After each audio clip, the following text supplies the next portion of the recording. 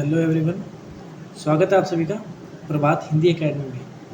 आपको पता है कि हम 21 दिन में 21 कहानियाँ पढ़ रहे हैं। तो आज हमारी ये कौन सी कहानी है? 19वीं। इसके बाद में सिर्फ 2 कहानी और बचेगी।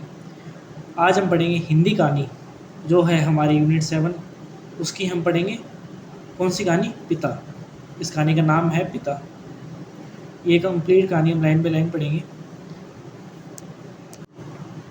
अगर आपको इसकी पीडीएफ नहीं मिली है तो हमारे टेलीग्राम चैनल प्रभात हिंदी एकेडमी पर जुड़िए। वहाँ पर मैंने इसकी कंप्लीट पीडीएफ डाली है, उसी के अंदर आप हाईलाइट कीजिए, उसी के अंदर आप नोट्स बनाइए। ठीक है, तो चलते हैं आगे।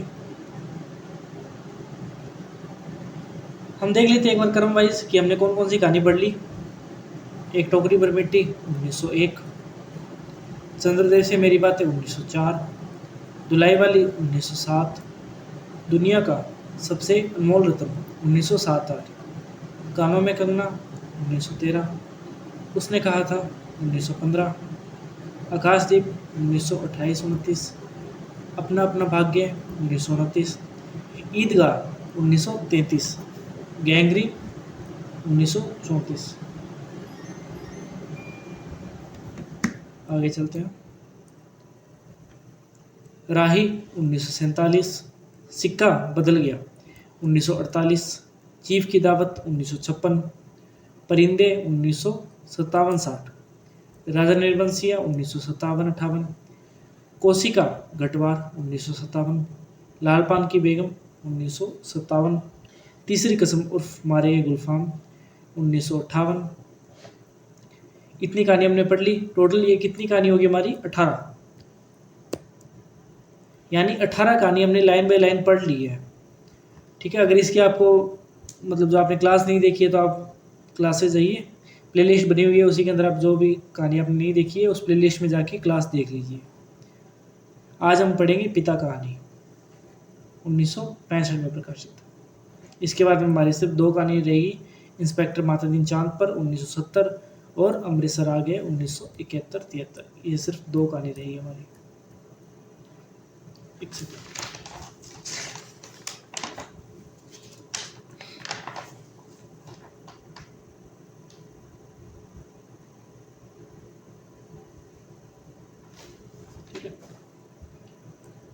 चलते आगे। जो पिता कहानी है वो किसके द्वारा रचित है? ज्ञान रंजन द्वारा रचित है। ये पूछ सकते हैं कि जो पिता कहानी है वो कौन से कहानी संग्रह के अंदर है? उस कहानी संग्रह का नाम क्या है? फैंस के इधर उधर। ठीक है, ये जो कहानी संग्रह कब आया? 1968 में। और इस जो फैंस के इधर उधर जो कहानी संग्रह है उसके अंदर 12 कहानियां हैं। आपको 4 ऐसे क्वेश्चन ऐसे आ सकता है कि जो फैंस के इधर उधर कहानी है उसके अंदर कौन सी कहानी संकलित नहीं है। 4 ऑप्शन दे देंगे तो 3 कहानियां तो इसी की होगी और ये कोई दूसरी कहानी संग्रह की होगी। ठीक है, तो इसके आपको याद कर लेनी है कि 12 कहानियां कौन कौन सी है। पढ़ लेते हैं हम। फैंस के इधर उधर कहानी संग्रह कब आया? 1968 में। 12 कहानियां, दीवा स्वप्नी, खलनायिका और बारूद के फूल, आत्महत्या, सीमाएं, फैंस के इधर उधर, ये ना फैंस है। ठीक है, फैंस के इधर उधर शेष होते हुए, एक नमूना, सार्थक दिन, दिलचस्पी, छलांग, संबंध, पिता और कला। ये हमारी कहानियां हैं। जो पिता कहानी है उसके 3 पात्र हैं। एक तो पिता और सुधीर। सुधीर कौन है? जो इसका जो मतलब बेटा है पिता का। ठीक है, देवा। देवा कौन है? सुधीर की पत्नी। 3 पात्र है, पिता, सुधीर और देवा। सुधीर बेटा है और जो सुधीर है उसकी पत्नी का नाम क्या नाम है? देवा। ये तीनों पात्र आप ध्यान नोट कर लीजिए। तो आपको पता ही है कि ना मैं साथ साथ में हाईलाइट करवा रहा हूँ जो भी इम्पोर्टेंट लाइन है, तो आप उसी टाइम अपने जो नोट्स है उसमें हाईलाइट कीजिए। नोट्स बना रहे साथ में शॉर्ट टाइप बनाते रहिए। ठीक है, ये पहला पैराग्राफ पूरा इंपॉर्टेंट है। ये देखे पूछ सकते हैं कि कौन सी कहानी से है, कौन सी कहानी की इससे शुरुआत होती है? तो पिता कहानी से। ठीक है, ये भी पूछ सकते हैं कि जो ये पैराग्राफ देखिए कि ये कौन सी कहानी मतलब जो कहानी है ये किसके द्वारा रचित है? ज्ञान रंजन द्वारा। पढ़ते हैं कहानी हम। उसने अपने बिस्तरे का अंदाज लेने के लिए मात्र आध पल को बिजली जलाई। बिस्तरे फर्श पर बिछे हुए थे। उसकी स्त्री ने सोते सोते ही बड़बड़ाया, आ गए, और बच्चे की तरफ करवट लेकर चुप हो गई। लेट जाने पर उसे एक बड़ी डकार आती मालूम पड़ी, लेकिन उसने डकार ली नहीं।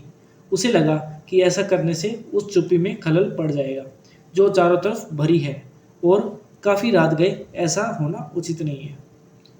ये पैराग्राफ देखिए पूछ सकते हैं कि कौन सी कहानी की शुरुआत हुई है, तो आप ये नोट कर लीजिए। अभी घनश्याम नगर के मकानों के लंबे सिलसिलों के किनारे किनारे सवारी गाड़ी धड़धड़ाती हुई गुजरी। कौन से नगर का जिक्र हुआ? घनश्याम नगर। ये हाईलाइट कीजिए आप। थोड़ी देर तक एक बहुत साफ भागता हुआ शोर होता रहा। सर्दियों में जब यह गाड़ी गुजरती है तब लोग एक पहर की खासी नींद ले चुके होते हैं। गर्मियों में 11:30 का कोई विशेष मतलब नहीं होता। यूँ उसके घर में भी सभी जल्दी सोया करते, जल्दी खाया और जल्दी उठा करते हैं। कि भैया ना उसके घर में सभी जल्दी सोया करते हैं, जल्दी खाया करते हैं, जल्दी उठा करते हैं। आगे चलते हैं। आज बेहद गर्मी है। रास्ते भर उसे जितने लोग मिले उस सब ने उससे गर्म और बेचैन कर देने वाले मौसम की बात की। कपड़ों की फजीयत हो गई, बदहवासी, चिपचिपाहट और थकान है। अभी जब सवारी गाड़ी शोर करती हुई गुजरी तो उसे ऐसा नहीं लगा कि नींद लगते लगते टूट गई हो, जैसा जाड़ों में प्राय लगता है, बल्कि यूँ लगा कि अगर सोने की चेष्टा शुरू नहीं की गई तो सचमुच देर हो जाएगी। उसने जमाई ली। पंखे की हवा बहुत गर्म थी और वह पुराना होने की वजह से चिढ़ाती सी आवाज़ भी कर रहा है। उसको लगा दूसरे कमरों में भी लोग शायद उसकी ही तरह जमाइयाँ ले रहे होंगे, लेकिन दूसरे कमरों के पंखे पुराने नहीं हैं। उसने सोचना बंद करके अन्य कमरों की आहट लेनी चाहिए। उसे कोई बहुत मासूम सी ध्वनि भी 1-1.5 मिनट तक सुनाई नहीं दी, ठीक है, जो सन्नाटे में काफ़ी तेज होकर आ सकती हो। तभी पिता की चारपाई बाहर चरमराई। वह किसी आहट से उठे होंगे। उन्होंने डांटकर उस बिल्ली का जो रोना चुप कराया, जो शुरू हो गया था। बिल्ली थोड़ी देर चुप रही, फिर रोने लगी। अब पिता ने डंडे को गज पर कई बार पटका और उस दिशा की तरफ खदेड़ने वाले ढंग से दौड़ी जिधर से रोना आ रहा था, और हट हट चिल्लाए। जब वह घूम फिर कर लौट रहा था तो पिता अपना बिस्तर बाहर लगाकर बैठे थे। कनकी से उसने उन्हें अपनी गंजी से पीठ का पसीना रगड़ते हुए देखा और बसता हुआ वह घर के अंदर दाखिल हो गया। सॉरी। उसे लगा कि पिता को गर्मी की वजह से नींद नहीं आ रही है, लेकिन उसे इस स्थिति से रोष हुआ। सब लोग पिता से अंदर पंखे के नीचे सोने के लिए कहा करते हैं, पर वह जरा भी नहीं सुनते। हम में क्या भोगे कष्ट कि ये ना वाकई जो सब लोग हैं वो पिता है उससे कहते कि आप अंदर सोइए, लेकिन वो क्या बात नहीं सुनते हमारी। कुछ देर पड़े रहने के बाद वह उठा और उसने उत्सुकतावश खिड़की से झांका। सड़क की बत्ती छाती पर है। गर्मियों में यह बेहद अखर जाता है। पिता ने कई बार करवटें बदली, फिर शायद चैन की उम्मीद में पार्टी पर बैठ पंखा झलने लगे। पंखे की डंडी से वह हिस्सा खो जाते हैं जहां हाथ की उंगलियां दिक्कत से पहुंचती हैं। आकाश और दरख्तों की तरफ देखते हैं। रिलीफ पाने की किसी बहुत हल्की उम्मीद में शिकायत उगलते हैं। बड़ी भयंकर गर्मी है, एक पत्ता भी नहीं डोलता। उनका यह वाक्य जो नितांत व्यर्थ है, अभी अभी बीते क्षण में डूब गया। गर्मी बरकरार है और रहेगी, क्योंकि यह जाड़े बरसात का मौसम नहीं। पिता उठकर घूमने लगते हैं। 1 या 2 बार घर का चक्कर चौकीदार की तरह ओ करते लगाते हैं, ताकि कोई सेंध वेंध न लग सके। लौटकर थके स्वर में हे ईश्वर कहते हुए उंगली से माथे का पसीना काटकर जमीन पर चुआते हैं। बड़ा गजब है। कमरे की एक दीवार से टिककर बैठ जाने पर वह काफ़ी तनाव में सोचने लगा। अंदर कमरों में पंखों के नीचे घर के सभी दूसरे लोग आराम से पच रहे हैं। इस साल जो नया पेडस्टल खरीदा गया है वह आंगन में दादी अम्मा के लिए लगता है। बिजली का मीटर तेज चल रहा होगा, पैसे खर्च हो रहे हैं, लेकिन पिता की रात कष्ट में ही है। लेकिन गजब यह नहीं है, गजब तो पिता की जिद है। वह दूसरे का आग्रह अनुरोध माने तब न, पता नहीं क्यों पिता के जीवन की अनिवार्य सुविधाओं से भी चिढ़ते हैं। वह जलाने लगा। चौक से आते वक्त की जगह 3 आने और 3 आने में तैयार होने पर 2 आने में चलने वाले रिक्शों के लिए पिता घंटे घंटे खड़े रहेंगे, धीरे धीरे सबके लिए सुविधाएं जुटाते रहेंगे, लेकिन खुद उसमें नहीं या कम से कम में शामिल होंगे। पहले लोग उनकी काफ़ी चिरौरी किया करते थे, अब लोग हार गए हैं, जानने लगे हैं कि पिता के आगे किसी की चलेगी नहीं। आज तक किसी ने पिता को वॉश बेसिन में मुंह हाथ धोते नहीं देखा। बाहर जाकर बगिया वाले के नल पर ही कुल्ला दातुन करते हैं। दादा भाई ने अपनी पहली तनख्वाह में गुसल खाने में उत्साह के साथ एक खूबसूरत शावर लगवाया।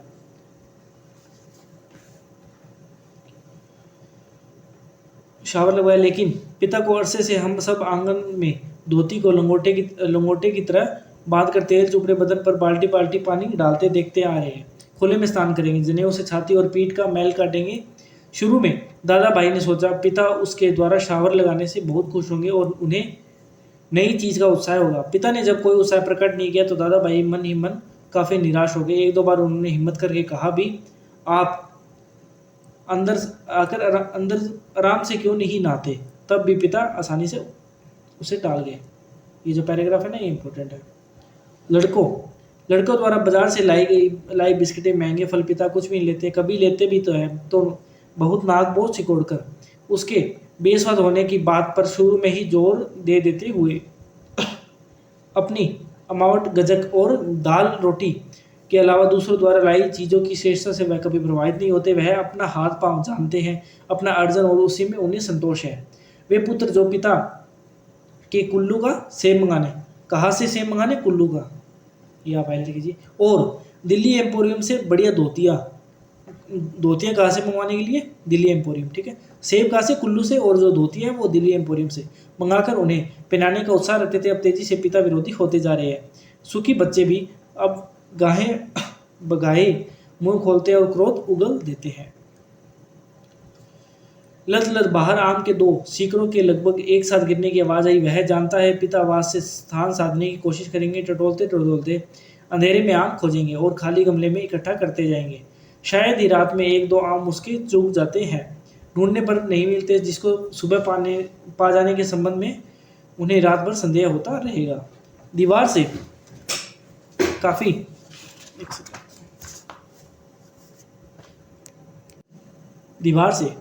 काफ़ी देर एक ही तरह टिके रहने से उसकी पीठ दुखने लगी थी। नीचे रीढ़ के कमर वाले हिस्से में रक्त की चेतना बहुत कम हो गई। उसने मुद्रा बदली। बाहर पिता ने फाटक खोलकर सड़क पर लड़ते चिचियाते कुत्तों को हड़काया। उसे यह बहुत खीज हुई। कई बार कहा, मोहल्ले में हम लोगों का सम्मान है, 4 भले लोग आया जाया करते हैं, आपको अंदर सोना चाहिए, ढंग के कपड़े पहनने चाहिए और चौकीदारों की तरह रात को पहरा देना बहुत ही भद्दा लगता है। लेकिन पिता की अड़ में कभी कोई जोर नहीं आता। उल्टा सीधा पता नहीं कहाँ किस दर्जी से कुर्ता कमीज सिलवा लेते हैं। टेढ़ी जेब, छतरी के बटन ऊपर नीचे लगा, सभा सोसाइटी में चले जाएंगे, घर भर को बुरा लगता है।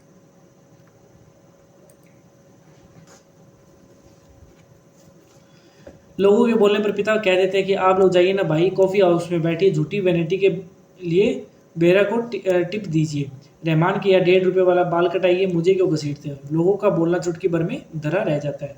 पिता वैसे तो चुप रहते हैं, लेकिन जब बात बहस में उन्हें खींचा जाता है तो काफ़ी करारी और हिंसात्मक बात कह जाते हैं। उल्टे उन्हें घेरने वाले हम भाई बहन अपराधी बन जाते हैं। कमरे से पहले एक भाई खिसकेगा, फिर दूसरा, फिर बहन और फिर तीसरा। चुपचाप सब खींचे हारे खिसकते रहेंगे। वो देखते हैं ना कि जब जो फादर है वो गुस्सा होते हैं तो पहले जहाँ पे वो 3-4 जो भाई बहन है वो बैठे होंगे, उसमें से पहले एक जाएगा, फिर दूसरा जाएगा, फिर तीसरा, ऐसे करते करते अंदर फिर माँ जाएगी और पिता विजय पिता कमरे में गीता पढ़ने लगेंगे या झोला लेकर बाजार सौदा लेने चले जाएंगे। होता हमेशा यही है।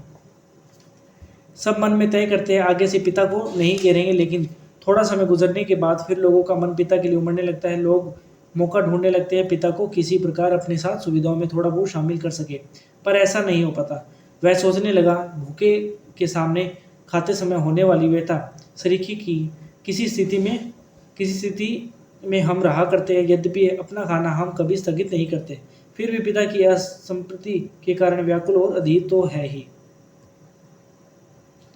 पिता अद्भुत और विचित्र है। वह सोचते हुए उठा। कमरे में घूमने या सिगरेट पी सकने की सुविधा नहीं थी, अन्यथा वह वैसा ही करता। उसने सो जाने की इच्छा की और वह अपने को ऐसा है पाया, शायद नींद नहीं आ सकेगी। यह ख्याल उसे घबराने वाला लगा। पिता अद्भुत और विचित्र है, यह बात वह बिल्कुल वह यह बात जो है वह भूल नहीं रहा था। पिछले जाड़ों में वह अपने लोभ को कुचलकर बमुश्किल एक कोट का बेहतरीन कपड़ा पिता के लिए लाया। पहले तो वह उसे लेने को तैयार नहीं हुई, लेकिन जब माँ की काफ़ी गुड़कने फुड़कने से राजी हो गए और उसी खुलदाबाद के किसी लंपटू दर्जी के यहाँ से लाने चल दिए। सुधीर ने कहा, कपड़ा कीमती है, चलिए एक अच्छी जगह में आपका नाम दिलवा दूँ, वह ठीक सिएगा, मेरा परिचित है। किसने कहा? सुधीर ने। ठीक है। इस बात पर पिता ने काफ़ी हिकारत उंगली। वह चिढ़ उठे, मैं सबको जानता हूँ, वही म्यूनसिपल मार्केट के छोटे मोटे दर्जियों से काम कराते और अपना लेवल लगा लेते हैं। साहब लोग, मैंने कलकत्ते के हॉल एंडरसन से के सिले कोट पहने हैं। कहा कि सिले कोट पहने हैं? कलकत्ता के हॉल एंडरसन से। ठीक है।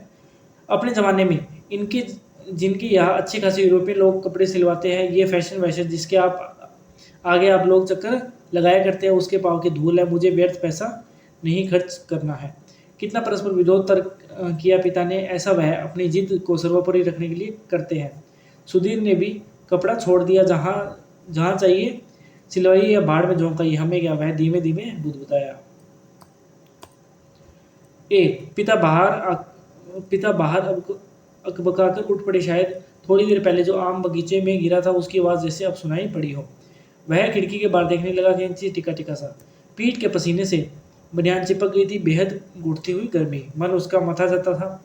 बीवी बड़ी आराम से सो रही थी, इसे कुछ पता नहीं। शायद पिता की खाट खाली थी। वह गिरा आम टटोलने के लिए बगिया में घुसे होंगे। पिता कितने विचित्र है, लंबे समय से वह केवल 2 ही ग्रंथ पढ़ते आ रहे हैं। अब है ना, ये 2 ग्रंथ पढ़ते जो पिता है, वो याद रखना कौन कौन से, एक तो रामायण और गीता। ये पूछ सकते हैं कि जो पिता कहानी है उसके अंदर जो पिता है वो कौन से जो ग्रंथ है वो पढ़ते हैं, रामायण और गीता। या कितने ग्रंथ पढ़ते? 2। ठीक है। और कितने सालों से पढ़ते? 35 वर्षों से। मोस्ट इंपोर्टेंट है ना ये। यंत्रवत नियमवत रामायण और गीता, लंबे 35 वर्ष तक अखंड केवल रामायण और गीता। उसके पहले युवा काल में जो कुछ जितना कुछ पढ़ा हो उन्होंने उसे कभी भयावह, कभी सम्मानजनक और कभी झूठ लगता है। यह देख सोचकर कि कोई व्यक्ति केवल 2 पुस्तकों में जिंदगी के 35 वर्ष काट सकता है और कैसे काट लेता है। तभी उसका बच्चा कुनमुना कर रोने लगा। उसने तपाक से खिड़की छोड़ी और अपने बिस्तर पर झूठमूठ सो गया। ऐसा न हो कि देवा बच्चे के रोने से उठ पड़े और उसे संदिग्ध अवस्था में देख बहुत से बेकार प्रश्नों द्वारा हलकान करना शुरू कर दे। देवा बच्चे के मुंह में स्तन दे पहले ही सी बेखबर हो गई। वह खुद बिस्तरे पर सोता मालूम पकड़कर भी जागता रहा। सन चूसने की चप चप आवाज़ आती रही और थोड़ी देर बाद बंद हो गई। उसने तय किया कि वह देवा के बारे में ही कुछ सोचे अथवा उसके शरीर को छूता रहे। उसने देवा के कूल्हे पर हाथ रख दिया, लेकिन उसे तनिक भी उत्तेजना अपने अंदर महसूस नहीं हुई। उसने थोड़ी देर उत्तेजना की प्रतीक्षा की।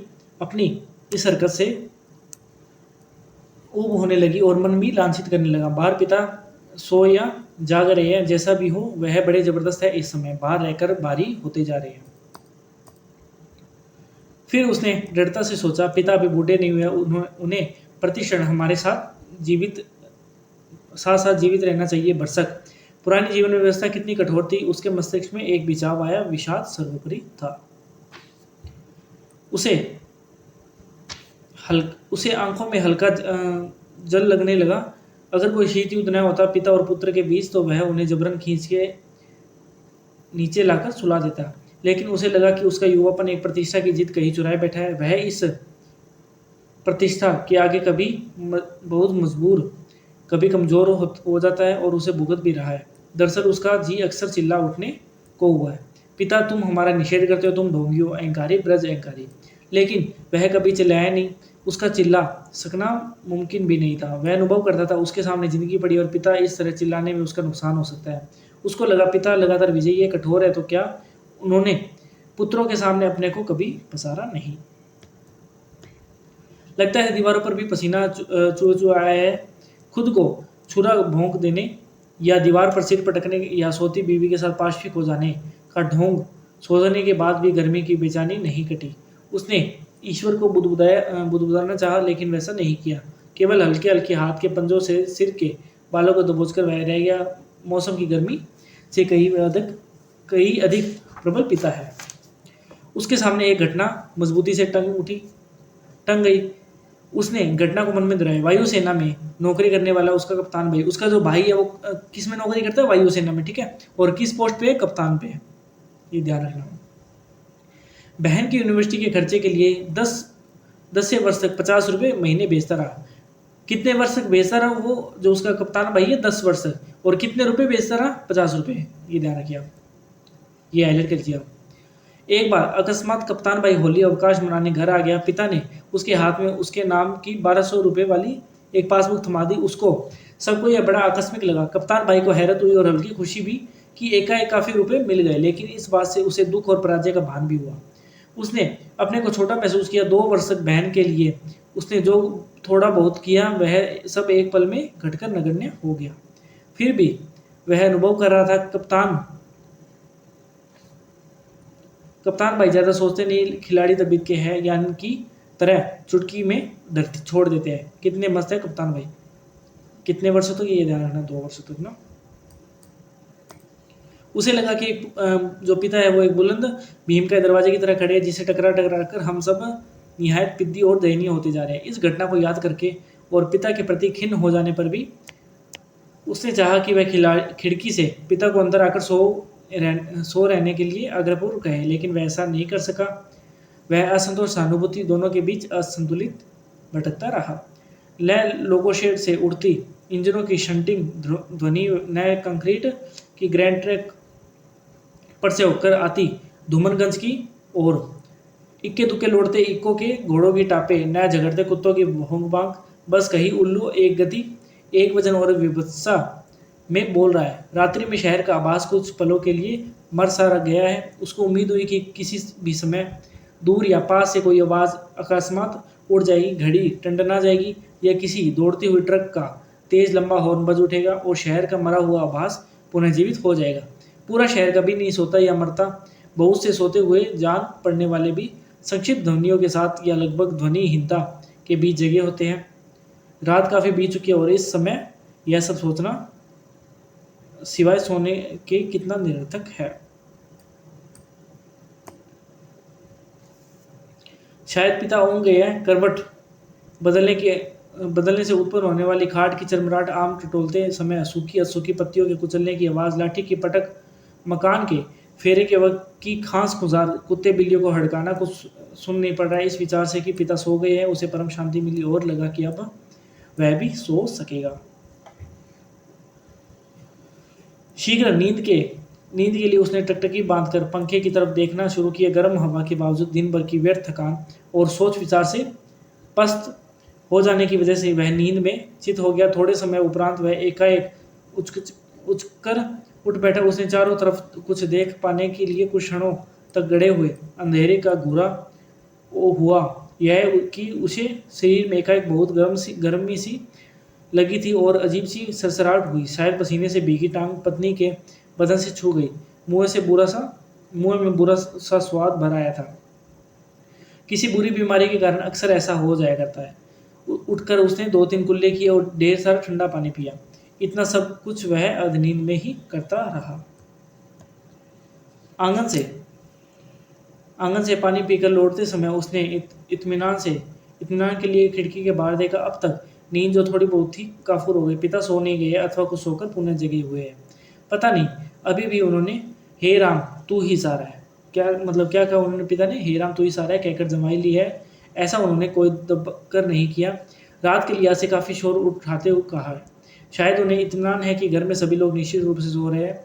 पिता ने अपना बिस्तर मोड़कर खाट के एक सिरे पर कर दिया है और वही सुराही से प्याले में पानी लेकर अपनी खटिया की बांध तर कर रहे हैं। सुराही से खाट तक और खाट से सुराही तक बार बार आते जाते हैं। बहुत बार ऐसा करने पर खाट का बांध तर हुआ है। इसके बाद उन्होंने पानी पिया और पुनः एक बड़ी आवाज़दार जमाई के साथ लिपटे हुए बिस्तरे का सिराना बनाकर निखरी खटिया पर लेट गए। तड़का होने में पता नहीं कितनी देर थी।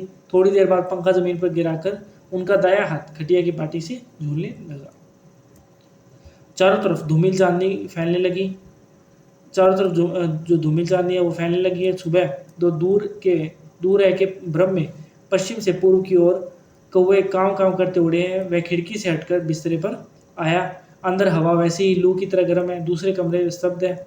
पता नहीं बाहर भी उमस और बेचैनी होगी। वह जागते हुए सोचने लगा, अब पिता निश्चित रूप से सो गए शायद। ये कहानी हमारी हुई समाप्त।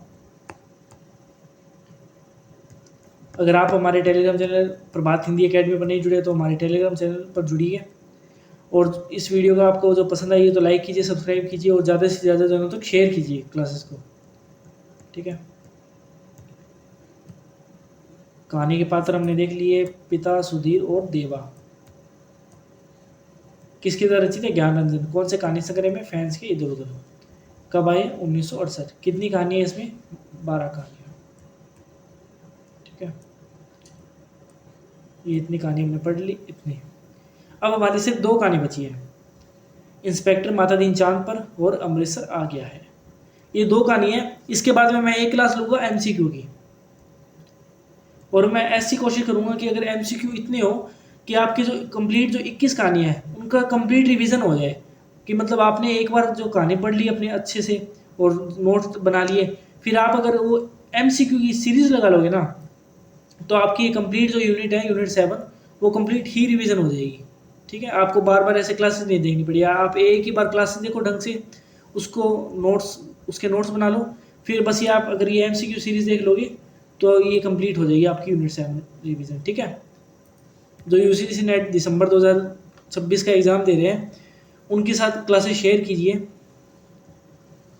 ये हमने कहानी पढ़ ली, पिता कहानी, कंप्लीट लाइन बाय लाइन पढ़ी। ये हमारी कौन सी यूनिट है? यूनिट 7। जो नाटक है वो हम इसके बाद शुरू करेंगे।